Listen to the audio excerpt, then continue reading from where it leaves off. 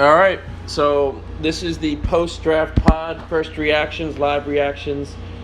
Right now, we're still in Patch's house, and it's myself, Sean, and Patch.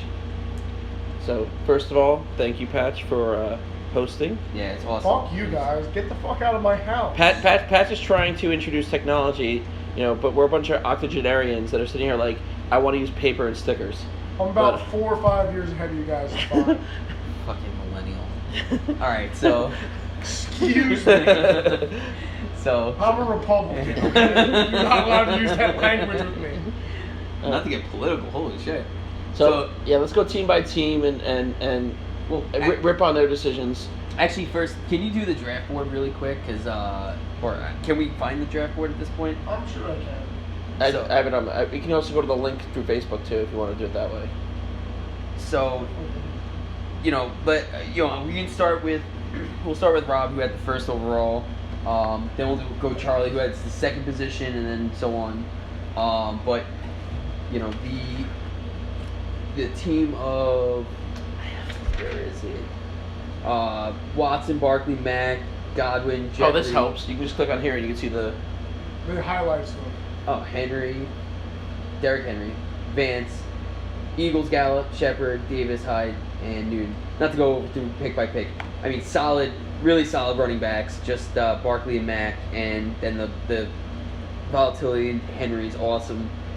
Wide receivers definitely a spot where he's shooting for a lot of touchdowns for Jeffrey Yeah. and Godwin, and Watson.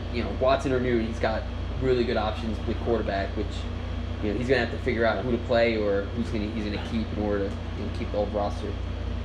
He needs a lot of production out of his quarterbacks if he's gonna have a chance. Yeah. And like, they're both two quarterbacks who are so hit or miss that they could both have great years and he has one he can trade, or they can both have shit years and he's flopping hard. So Yeah. And he really needs to hope that Jeffrey steps up, in the Eagles' offense and actually, becomes that number one receiver, because otherwise, I mean, Shepard, that offense isn't that, Shepard and Saquon, you don't have two players starting for that Giants offense if you ever say anything. And Corey Davis, I love the player, just I'm not sure about that offense either. I like where you picked him though, so at least you got some value at that spot. Yeah, he's the number one in a run first offense, and I now I'm thinking about it, he's got Henry And Davis. which again it's tough. That's and Henry's not gonna catch anything out of the backfield either. No. yeah, he's game spread. He really if they go behind, which they're going to be chasing points because they're in a really tough division, he may be really boom or bust.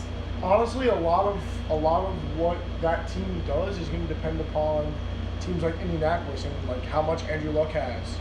So, and even teams like Houston, like how much Deshaun Watson's got going for him. Yeah. So, he's kind of all over the place. He needs a lot of things to fall in place for it to happen. Yeah. Yeah. We'll jump down to Charlie. Charlie's got Matt Ryan, James White, Miles Sanders, Hopkins, DJ Moore, Robbie Anderson, Trey Burton, Peyton Barber, Naheem Hines, Geronimo Allison, and am I missing anyone else? No. I mean, I think it's just a tale of two groups. Like, I really love his receiver group. I mean, Anderson and Moore, I think, are just strong upside plays where either of them can break out and be, mid-level wide receiver twos in the league. And Hopkins, obviously, if he's the wide receiver one of the league, I don't care what other people think. Even Allison is a good fill-in Yeah. receiver on bye weeks or if someone gets hurt. Yeah. Like, he's someone that usually you find gets picked up early on the waiver wire, but in the 11th round or 12th round, why the hell not? Yeah. Yeah, I think the one area, and I think my favorite pick for him was Sanders, and I wanted him really, really bad. Brian brought it up in their draft. I think the one misstep was taking Sanders in the fourth, the last pick in the fourth, and instead going in the taking him in the second period, pick in the fifth, because Sanders is going to crush at the end of the year. Like, he's going to be the starter and he's going to be great.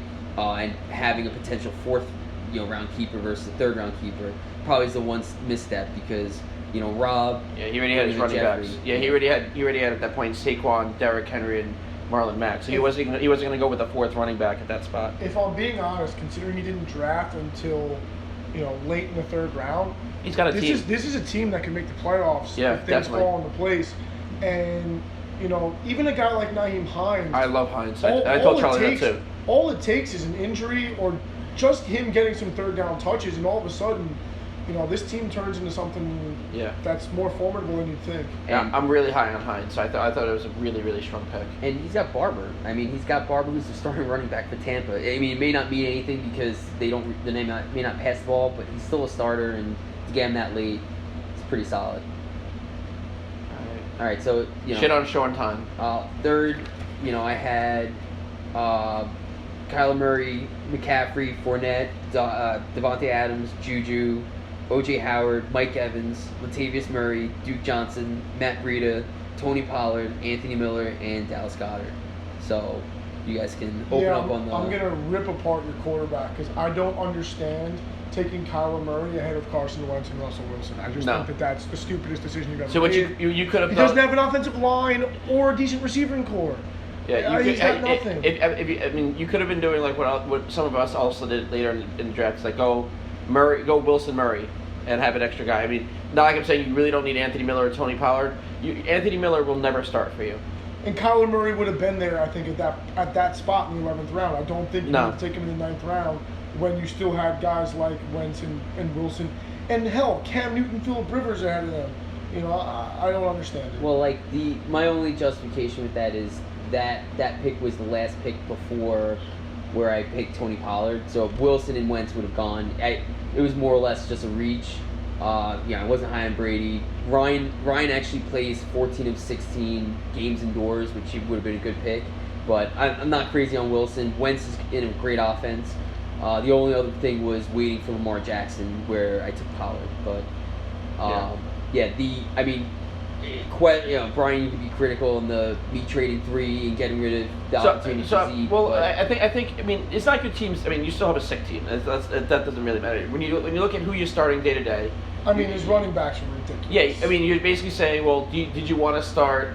Because on a week basis, you're gonna start Juju, Evans, and Adams, and the 2 receivers in the flex. You're gonna start McCaffrey. Are you sure you're gonna start McCaffrey, Fournette, Murray? I would say. Well, you're gonna do Murray over Mike Evans, or Murray over. Honestly, I'd start Murray over Juju because who knows what that offense is gonna look like. Yeah, he's gonna get like 170 targets. I'll take my chances with that. Yeah, but he's also gonna see everybody's top corners. He's never seen that before. Yeah, we'll see. I don't think the Bills. I think Murray is a more than formidable first whatever it's called first by replacement player. Yeah, I mean my strategy obviously I saw Cook get taken by Ryan. I thought I was gonna get lucky there, but I saw after there was a massive drop off of wide receiver after 13, so it was just. Let me grab those 3, and then obviously the rest of the strategy, the rest of the way was just go at running back, and O.J. Howard. The fact he was there, I was really happy. No, that's it. And I said I don't know who would have been taking him afterwards, but I mean there was 2 tiers of tight ends. The top tier, the first 3, then the next 3, and after that, it doesn't make a difference who you have. So to get him as the last of that, I'll say a chance to be a top 1 or 2 tight end. Is worth it there to get the 6th one of that group. All right, so Mike has Breeze, Damian Williams, Tariq Cohen, Michael Thomas, Brandon Cooks, Ingram, Le'Veon Bell, the Bears D, David Montgomery, AJ Green, N'Keal Harry, Sammy Watkins, and Tyrell Williams. So, in all honesty, I was not really following Mike's draft. I think it's just there was 2 rooms working on things. Looking at his board, he's got a really good team. He had a really good team, but there's some picks that just don't make sense. Well, like N'Keal Harry. Well, we'll get to that in a second. But I don't understand. I'm not big on AJ Green this year. I haven't been big on him the last couple of years. And when you've got 2 top receivers already, I'm not really sure why you're going receiver there in the 3rd round. Well, I think it's because he already has Bell and Damian Williams at running back. He already has Tariq Cohen, and he just drafted David Montgomery. I like I said, I think that there were better options. But that being said, I agree with you that this team is, for the most part, stacked. And honestly, his best pick, in my opinion, was Tyrell Williams. I think. Yeah, I love the Sammy Watkins pick at 8-9. I mean, that's a really strong pick too. really. I mean, both those picks. Both those picks are insane value for those kind of guys who I could see both of them starting over AJ Green at certain points. Yeah, and honestly, I mean, N'Keal Harry, you know, it's a dart throw. So here's my issue. I have no issue with him drafting N'Keal Harry.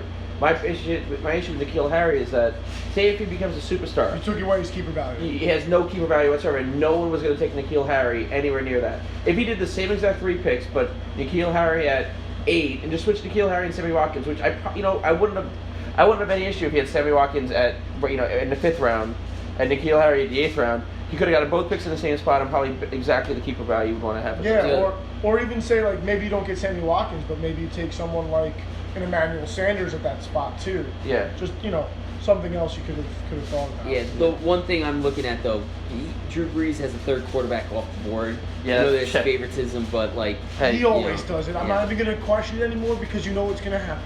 Yeah, I mean he's got the stack of, you know, He's got the Thomas Breeze stack. Yeah. At least this year he doesn't have like the Thomas Breeze, Ingram and what is it? Everyone else. Traquan, all the other. Basically, Mike, just when we thought you couldn't screw up anymore, you completely redeemed yourself. So good job. All right, so we got Joe next. And Joe has. Well, Joe, did you not trade with anyone? Joe has Mahomes. You picked in your Gordon, spot in every week. Mixon, OBJ, Manuel Sanders. No, he's Eckler. got Melvin Gordon up there in the top right. Oh, okay. Yeah, so Mahomes, Gordon, Mixon, OBJ, Manuel Sanders, Eckler, Ebron, Tucker, Saints, Galladay, Hunt, Fitzgerald, D. Jackson, Crowder. So I'm just gonna jump and say the fact that he's got 2 running backs that potentially may not play for the first 10 weeks is pretty aggressive to load up the bench with Gordon and Hunt. Well, he does have Eckler to cover Gordon just in case. Yes, he has. Yeah, but I agree with you that there's no depth here. He's got a good team with no depth. Yeah, he's got the Emmanuel Sanders coming off an Achilles tear. It's not perfect. I love the D-Jax pick though, and Fitzgerald is going to be solid as well. I would have agreed with you with the Sanders pick if I haven't read everything that I've heard about Sanders, that he looks great in camp and looks great in preseason. Yeah. So, if people were saying that he was lumbering around like my stupid pick that I'm sure you guys will rip apart next.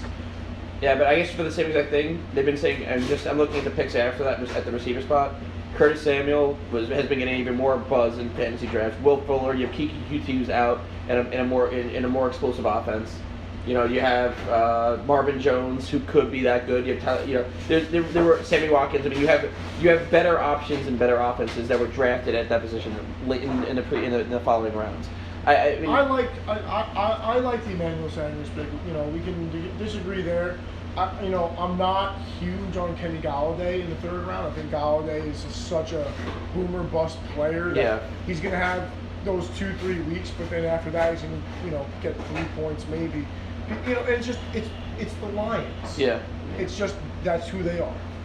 Yeah. All right. So next one we got. We're on patch time. And Yay. so we have with patch.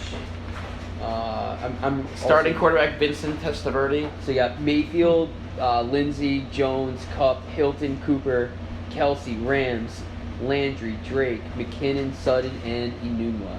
So it's funny, looking at the thing, so basically, we can look at the trade now, but basically you got, instead of doing Kelsey and Jones, you got Kelsey, Hilton, and Cooper. Yep. And I think for both of our teams, that worked out very well. Yeah, not even like saying like pat ourselves on the back, but I think that if you didn't have Cooper and you just had Kelsey Jones, I feel like I don't know how I'd feel about your receivers otherwise. I mean, I love Hilton and Kupp. Landry, I wasn't that crazy about. Sutton and Nunlith or whatever, but Cooper makes that a much stronger core. So the one thing I didn't realize, at first Hilton going, I thought Hilton may have gone a little on the earlier side. I thought Evans could have been there. I'm shocked that Cooper went that far deep. That's a shock. I had him go. I was going to take him at 16. So for the fact that he went at 23, anyway, it was crazy. And then Landry. So me personally, I mean, I probably wouldn't have taken Landry that early. I would have either plugged at Chris Carson or Ingram. Grab that excess running back who's a starter, who's both those guys, they're in a run-heavy offense. I got that guy later though in Drake, I think, and I feel I know that someone was saying that they don't think Drake's going to be the number one running back, but I think Kenyon Drake still has a lot of talent. I think that especially with the team that they have over there. They don't have the best receivers of all time. I think he's getting the ball, and I think he's going to catch the ball quite a bit too. Yeah, he could be the receiving option there because Ballard. But and he's my third running back because I put Lindsey and Jones ahead of him. Yeah, I totally forgot Lindsey was down there. Yeah, I'm looking at like Lindsey. Yeah, no, Drake's not great. starting. I mean, it shouldn't be a reason why Drake should be starting. He should be your first off the bench or your first. Off the bench. And that's fine. Even Landry's your first off the bench too. Right. Correct. So in either situation, I mean, you're looking at a starting lineup of Jones and Lindsey, Cooper, Hilton, Kupp, and Mayfield, and then Kelsey.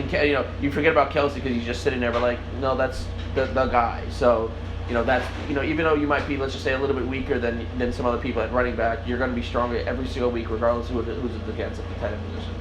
And that's the trade-off of going, Kelsey 1. And not in a bad way. I'm just saying, that's your positional advantage for that week. It was for me. It was Kelsey and Julio Jones or Kelsey and T.Y. Hilton because I didn't want to touch Ezekiel Elliott with a 10-foot pole just because. You got honestly, burned last year. I got burned last year with Lev Bell, and I just I think Ezekiel Elliott's crazy enough to do something stupid and not play for a long time. And I haven't been in the playoffs in 2 years, which even despite scoring quite a few points, it's time for me to go back to the playoffs. And I think I have a decent shot of doing it. No, I may have to think make a trade or two down the stretch, but I think I have a good shot. No, your team definitely has at least a good starting point for sure.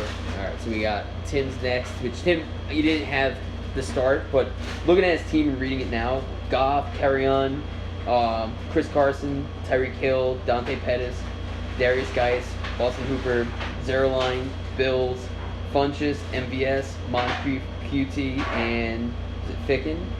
I just threw it as an extra pick. So That's not real. That's not a real pick, that Ficken one. Oh, Ficken is not. No. So this is, for all things considered, I mean, he got 2 starting running backs with upside, 3 starting, potentially with Geis. Pettis, the fact he got him so late is an excellent value. He's basically choosing between. I mean, basically he has 4 wide receiver 4s, which all have upside in my opinion. Between Pettis, QT, Moncrief, actually Marcus Valdes-Scantling, and Funchess, all of which could be flex level guys that he has to start a wide receiver to. Yeah, he went, and it's very obvious to see. He went with the strategy with Funchess, Moncrief, and MVS. We'll play the matchups. Yeah. And big body number 2s that can scoop touchdowns in high power offenses. Which is what you have to do when you're not drafted until the 3rd round anyway. So as much as his team may not, set off any fireworks, for drafting in the positions that he had to draft and where his picks were at, it's solid. My critique with him and anyone else that drafts anyone else at this point is, you're taking Jared Goff over. Yeah, I was going to say. Over Russell Wilson, who was the quarterback 1 2 years ago, was the quarterback 5 last year. You have Wentz, who was, top guy. Cam Newton has upside. Like Goff will be no higher than the quarterback 8 all year. As much as you say that, and I agree, there's also very little downside to having Goff. But the problem is you can. Who cares about downside? Because if he's bad, you're just gonna get rid of him and get to someone else. To me, like he's on that borderline where it's like you could either pick someone better or just gone super upside and then moved on. So with Goff, and he could have had Wilson, he could have had Wentz. There's massive splits between when he's under pressure or not, and they lost the left tackle, left guard. They have a really, really inexperienced offensive line, and it was I wouldn't have touched Goff. Like end of last year, I benched him and I actually dropped him because he was awful. Like he was really, really bad. So there were better options out there, honestly. So that's really one critique there. All right, so Jay, who I currently screwed over all night. So Jay has. Sorry, Jay, but not sorry. He's screwed over. Yeah, he's got a pretty good team. Jay's got. He wanted Zeke. I think he wanted Zeke, and I think he wanted Lockett, and he wanted other people too. His whole team depends on health. Yeah, all of his guys depend on health. Rodgers, Gurley, Freeman, Thielen, Robinson, Ertz, Ingram, Fuller, McCoy, Balaj, Ito Smith, Russell Wilson, Hawkinson. Yeah, health. Like Gurley's knee can flare up and boom, done. Ingram has always had health Yeah, problems. for Freeman. Freeman Will too. Fuller's coming off concussions. I Yeah. believe. No, Shoulder. I mean, you know, there's a.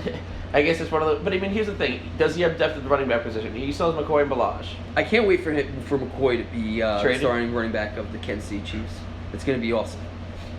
That's yeah, the thing it's- is that like- as much as that's a gutsy pick, you gotta think he's gonna get a starting job somewhere. Yeah, But again, he's another injury-prone guy. Yeah. So, and even Allen Robinson, another injury-prone guy. He's even I got- think he's gonna lean on Thielen and Ertz to be these consistent guys all year.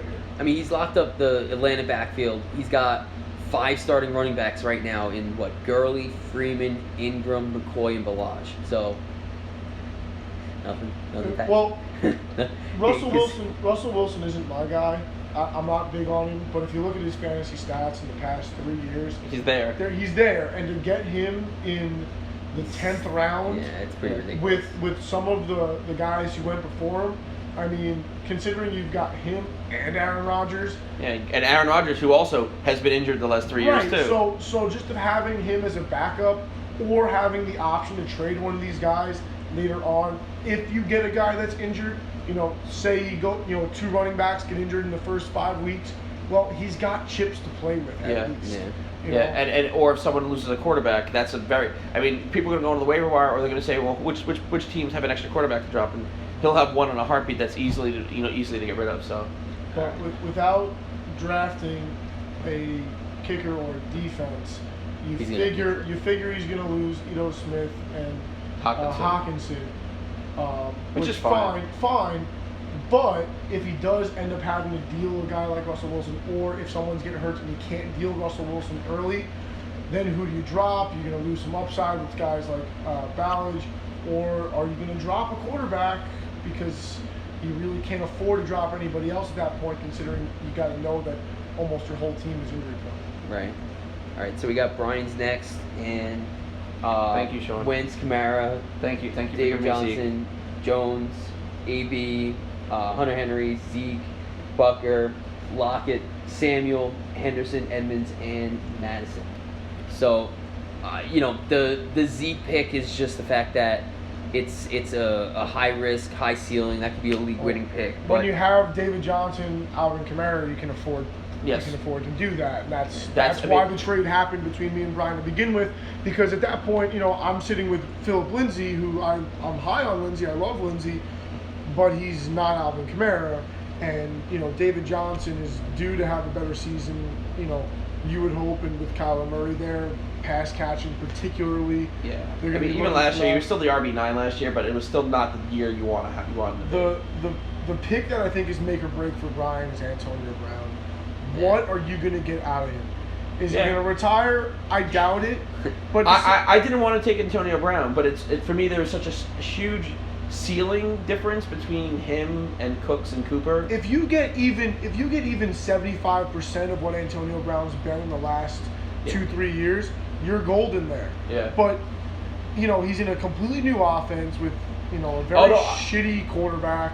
yeah, With I wanted nothing to do with him at 9 and 10. Like I literally told Ryan, I'm like, I hope you enjoy Brown at 11, assuming that I told him like I wanted nothing to do with Brown, but he's sitting there at 16. I'm like, I was trying to go for Kittle, but Ryan scooped up Kittle right before I could. Like I said, if Antonio Brown produces, your team is stacked. If he doesn't, you're going to have a problem at wide receiver too. I think I'm not Well, high on no, Lockett. yeah. You know, Samuel is fine, but he's not a wide receiver 2.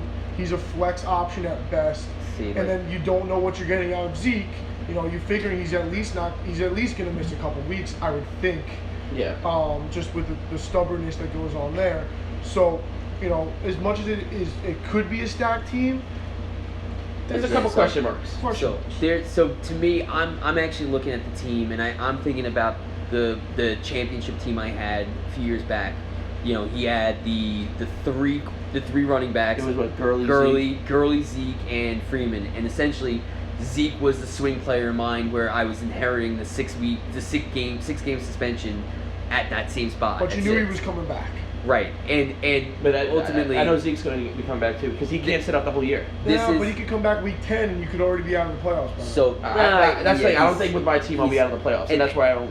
And Again, I think it depends on Brown. and that so like Lockett actually, if he's running the slot, he's gonna really do an awesome job because he was doing.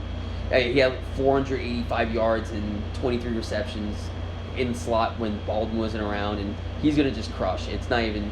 It's gonna be fine.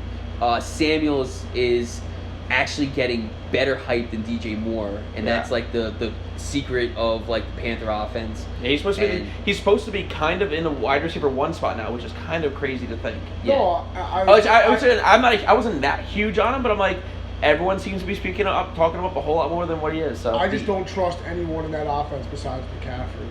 So you're just gonna have a very boring year, and the only thing that you're also not gonna have the advantage of is there are gonna be those game breaker, free agents. You're at a logjam in your lineup, which is probably not a bad thing because makes the year boring, but it's fine. yeah, it's Hunter Henry. All right, so anyway, the next one.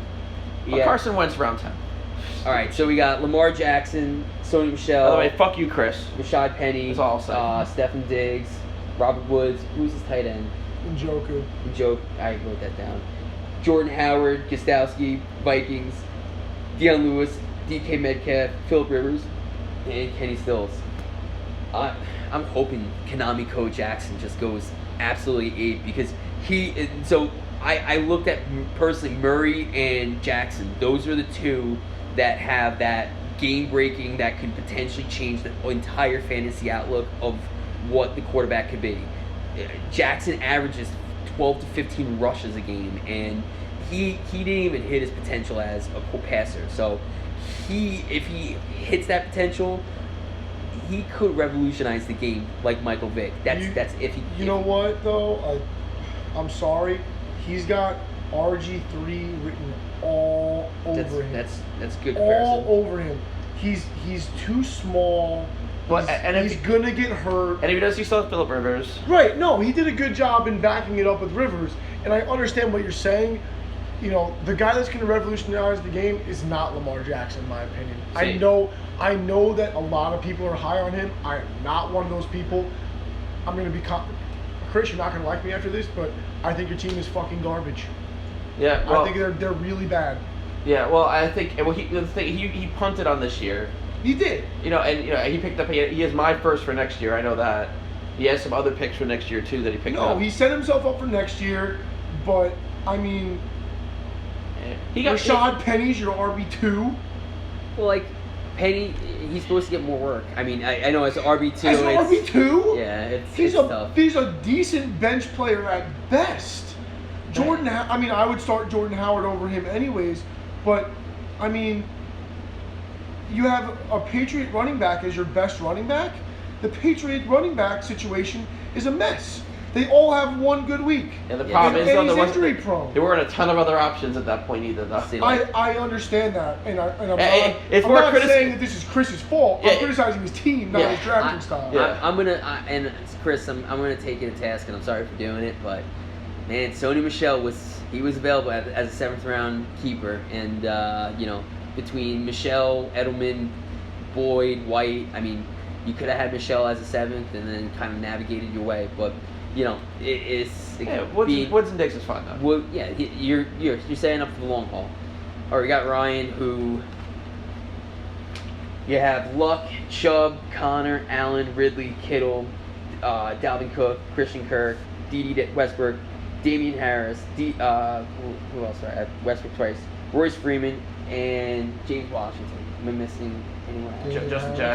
Justin Jackson. Oh, love the Justin Jackson. Another one. Yeah, that's. By the way, I wanted Justin. That Jackson was like the same. That was like the same pick that he picked James Conner last year. Yep, that was.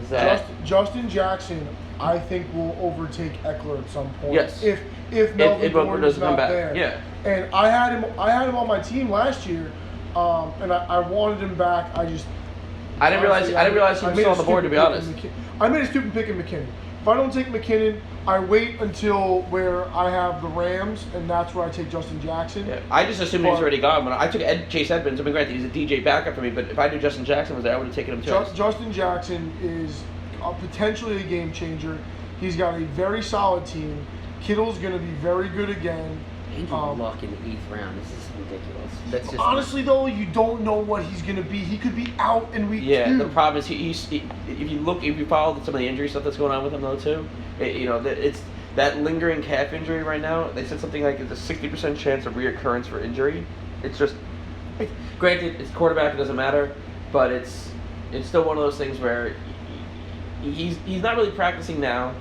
I still like the pick. He's still a fine player. Fine spot to pick up Luck, but he may be chasing some injury concerns there. That's all. As someone who drafted Dalvin Cook in the 2nd round last year in a different league, I'm not high on that pick just because I know he got hurt, but I didn't see the production before he got hurt. I didn't see the production after he came back. And he got hurt again. I just don't think he's going to be that good. I think he's going to lean on Chubb because I think Chubb's going to be a stud. Chubb's going to be a stud. And I thought that last year. That's why I drafted him last year. But, of course, I couldn't keep him because of my team falling apart.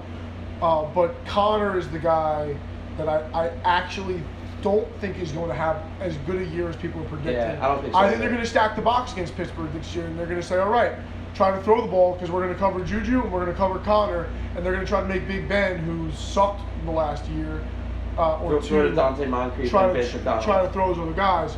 So I don't, as much as, listen, 7th round is still great value, but I don't think his running back situation is as stacked as some people may think it is. Royce Freeman, though, good pick because Lindsey being a smaller back, he's gonna get some touches. There he is. So he definitely has good backup options, but I don't think that 3-headed monster is quite as strong. Yeah, and for Calvin Ridley, and I told Ryan this too, is that he had 6 of his touchdowns in the first 3 weeks, and then they shift. The defense has shifted, and after that he got like 400 yards and like 2 touchdowns. Basically he's good enough to beat single man when they're doubling Julio and leaving him open. The second they even shade anything over to him, he basically. Maybe instead of year 1 compared to year 2, he could easily blow that away this year. I had him in the early 5th round on my draft board, and he went early 4th. But that's because I also had him in I think I had him in this league last year, and I saw exactly what you're saying. Yeah. He was electric for a few weeks, and then his production took a nosedive once defenses right off the figured cliff. out what he's going to do. Yeah. So, who knows? Maybe he's learned the game. He's definitely got talent. But I think it was a little bit early there. Maybe not.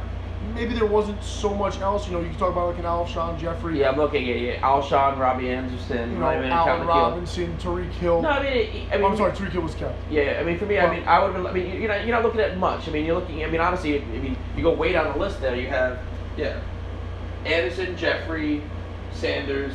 Honestly, with Robinson. that pick, I probably would have gone Evan Ingram with that pick if it was up to me. Yeah. Knowing that he had He had Kittle already. Oh, he had Kittle. I'm sorry, I forgot he had Kittle. Kittle's gonna be great, and I already talked about that. Yeah, even looking, I don't even see anyone else. Now we're sitting here criticizing me. I would have done Robbie Anderson because I love Robbie personally, but yeah, the problem is you start looking down the draft, you're like. Yeah, well, with all the keepers and such, maybe there wasn't that much else. He could have gone quarterback there. He still got Luck Yeah, in the 8th. He got Luck in the 8th. I know. I'm saying he could have potentially gone quarterback there, but overall, it really isn't as bad as I. Yeah. And then John, the absentee pick. All right. So Thank you, John, for being attentive. attentive and diligent despite not being present. You definitely picked all of your picks in less time than it took Sean to pick one. So I think I may have. You broke a record. You broke the record first. Yeah, John. Just because you weren't here, the number 3 overall. No, I'm saying all of your picks, not just that pick. But I'm saying all of your picks. How long did it take the number 3 At to least actually 20 minutes. No, it was over. It was 25 minutes, and then we started a 1-minute timer on you, and then after that, I still went outside, finished half a beer, and then came back in. So John, just to bring it back because we didn't say it before, Mike traded for the number 3 overall, and he traded his 1st and 2nd next year, and then his two 2nd-round picks, and I gave him 3 and 27. So like my 1st and 3rd. So yeah. So in any event, you I think in the amount of time it took for your entire draft was the entire time of me and Mike trying to figure out our deal. But he had come together with Brady, Josh Jacobs, Lamar Miller, Edelman, Boyd. Is that what Williams is that? Mike Williams from the Chargers. Mike Williams, Jared Cook, Lutz, Jacksonville defense, Tevin Coleman, Marvin Jones, Ronald Jones, and Golden Tate. There are like 3 picks here I love to death. Like, but that Golden Tate pick at 12, phenomenal pick. I'm sitting here. We were just watching the game in there. I'm like, how the fuck did he slip to 12? Like, I know he's sitting out 4 weeks, but he's guaranteed wide receiver 2 value at that spot. He's just gonna get numbers. He's gonna put up numbers and be fine. Right. And then Marvin Jones. He's got Mike Williams, Edelman, Jones, and Boyd. Yeah. That will There's enough they there. can rotate around those wide receiver 2 spots Yeah. and probably the flex spot to going by matchups to figure out what am I doing until Tate comes back. Well, like also, Miller, even though Duke's there, Coleman is going to produce, and Josh Jacobs, I mean, he could be a lotto ticket. I mean, even though he didn't have a lot of picks on his end either, he still had. He rolled the dice with every single one of his running backs. Yeah. Yeah. Even Ronald Jones, Mr. 1.7 yards per carry, whatever it was last year. It could all work out great. It could all work out terrible. I honestly though, I think the worst pick here Tom Brady? is by far Tom Brady with Carson Wentz, Russell Wilson, Cam Newton, Lamar Phillip Jackson. Rivers, Lamar Jackson, all on the board. Vincent Testaverde on the board. Yeah, you could honestly, you should have done Vincent Testaverde over Tom Brady. It just doesn't make sense because you know what he's going to do. They don't play for stats, that team. And in the last 3 years, Brady has his games. He's going to win him a game, but he's going to lose him 5 for every one he wins them because, sometimes they go in, they just run the ball. Anytime they're in the 5-yard line, they're so good at blocking. They have the schemes down perfect that they're going to hand the ball off. And they don't have Gronk anymore. And I know that I'm not saying that impacts Brady specifically, but it might impact their overall scoring based on his, maybe Gronk on the field between blocking and receiving gives him 5 less total team touchdowns over the course of the year. Maybe that means he gets 2 or 3 less touchdowns passing. I don't even think I honestly just don't. I don't think they're going to limit their team touchdowns. As a Jet fan, I just know that the Patriots are going to score somewhere or another. Yeah. It's just they're going to score them on the ground more. Yeah. And no longer you're going to have those 5-yard, just throw it to Gronk even though he's covered because he can catch it. Yeah, Brady's not going to be his starter by the end of the year. Brady won't be a starter by week 4. He's going to be dropped. And if he is, he's awful at the end of the year. He finds ways to choke. Yeah, and try to do a Brady Edelman stack, if that was the intent. I think that's forcing it a little bit too much. It's a silly stack. Yeah. And as much as Edelman is, he's could have done a Rivers Williams stack. You could have done, I think they're could have done a Daniel Jones Golden Tate stack. If I'm the Patriots, knowing their division, I think you're trying to limit Edelman's snaps anyways because you know you're going to need him in the playoffs. Yeah, you're not. There's not concern. He's got a lot of miles on him, so it's just. That not that keeping Edelman was a bad decision. I think Edelman at that spot still has a lot of value, but I don't understand Brady there. Well, but overall decent draft. You got to think also he went from he got Edelman and Boyd. I was saying it to Tim before. He traded out of the Mike Williams spot, and he got Josh Jacobs and picked up Jacobs, Edelman, and Boyd. Where he what was that? So he traded the rights of Boyd for the rights of Boyd, Edelman, and the seventh to keep him, and he went from 22, which was where he went Josh Jacobs. So essentially, he got getting out of the Mike Evans spots. He replaced Jacobs. Oh, so he went from 13 to 22 and picked up Jacobs, Edelman, and Boyd. Correct, and he also in the 4th round he select that pick for Tevin Coleman he got from me, and that was that pretty much the Howard and Coleman. Here's the one issue I have with that, Sean, with you saying that is that Josh Jacobs is still not it's not like he got a proven commodity. If he would have gotten a Leonard Fournette there, then I say yes, I agree with you. And with the team that he was looking to draft. Maybe at that first pick, maybe he takes a Leonard Fournette. Yeah, maybe he takes an Aaron Jones. Maybe he takes a Devonta Freeman.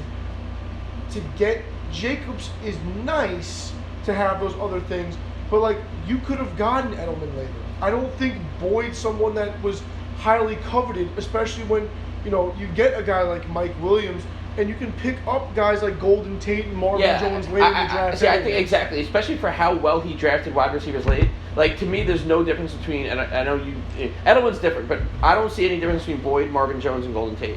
Like, that much of a difference week to week. Like, Right. they're all relatively, they all could be wide receiver 3 level guys. Agreed. And you had other guys there too that later on in the draft became, were available guys. Like guys like Tyrell Williams, Sammy Watkins, QT. I know that there's some help there. Corey Davis is another one. Right. But, So overall, though, I mean, there's no, I mean, Chris's team is not a good team, but that's for a different story altogether. But I don't see anyone that drafted terribly. because even with Chris's bad team, it's not like he drafted bad. No. He just was in a bad spot. And even on top of that, I don't think there was, sometimes you've had some, I'll say, not like questionable trades, but like trades where like, what the fuck was that guy doing? There wasn't really like any like trades that you're looking like. mean, Rob and Tim were tilting about the Mike trade, the number 3 overall. I mean, that Well, I don't know was- why you did that. You think he overpaid? I think he overpaid. Would you get a first and a second next year or something? Yeah, so Rob. But he moved up though too. Well, He moved up in this year too. What he in other did rounds. was he Yeah, I moved know, up. but No, like the trade was essentially, and Rob saw it was 20. I went from 27 back to 28, and he went from. So we swapped 27, 28, and then there was another trade that we did it together anyway. And I traded number 3 and 27, and he gave me 21, 28, a first and a second next year. So literally, the 27, 28 were washes, like 27 and 28 overall. Yeah. So the 21, from 21 to 3, which is an 18 slot move, he gave a first and a second next year. So what? Because So- here's the thing: if his the first was here's the thing: if he's picking in the top 4 here, just think it's all matters of where he finishes. If he finishes in the top 4, would you give up 10? Would you give up 10 and 15? Right? Is that what it is? 10, 13. Would you give up 10 and 15 for 3? If you're making a current year draft? No, because you're gonna get Le'Veon Bell or Michael Thomas regardless. But he got both. He wasn't going to get. Yeah, I know he got both, but I'm like, as much as I really hope Le'Veon Bell does a lot, Well, it's still the Jets. See, to me, that's my thing. Is like if you're gonna make a move like that and try to push all in for this year, you better be damn sure of it. I don't think you can and be I sure don't, of and it. I don't think either of these two guys are the guys that you say I'm gonna push all in for. Me, I'm gonna push in for Zeke, and just because if you're gonna go boom or bust, like I'm trying to go all in for this year, then go Zeke. His team is very good, but it's not like he put himself to where like, man, his team's elite. Because like if he would have gotten a Saquon or a McCaffrey, Well, that's what I'm saying. and one of those other two guys, I go fine. But both those two guys, like Michael Thomas is a great player, but guess what? He's a receiver, and the whole league knows that he's good, and they're gonna throw to other guys. You look at Le'Veon Bell, like he's older, he's with the Jets, who have had trouble blocking for years and years and years. Also, Adam Gase has one of the highest inside the red zone passing, and he even showed it. He's a quarterback guy. He's a quarterback guy. There's not going to be as many rushing touchdowns for Bell, which And I think they like McGuire. yeah. I think they're going to give McGuire some touches. So I think Lev Bell is a late first round guy. As much as He would have gone exactly where he went. He would have gone by here, and no more by here. I think You wouldn't have let him go past your 6-7. you're right. 6'7", I wouldn't have. But I think he would have been like my 7 guy because I would take Julio Jones over him. I'd take Mixon over him. I mean, I consider taking Gurley over him. I consider taking Elliott over him. Yeah, I gotta So write we're this gonna wrap it up. Thanks everyone for another year. Good luck everyone in your seasons and all your other fantasy drafts that you're a part of. Win your money in those so we can take your money here. All right, take care, guys. All right, Thanks have a for good coming, one. guys. All right, Bobby, thanks for having us, man. Yes.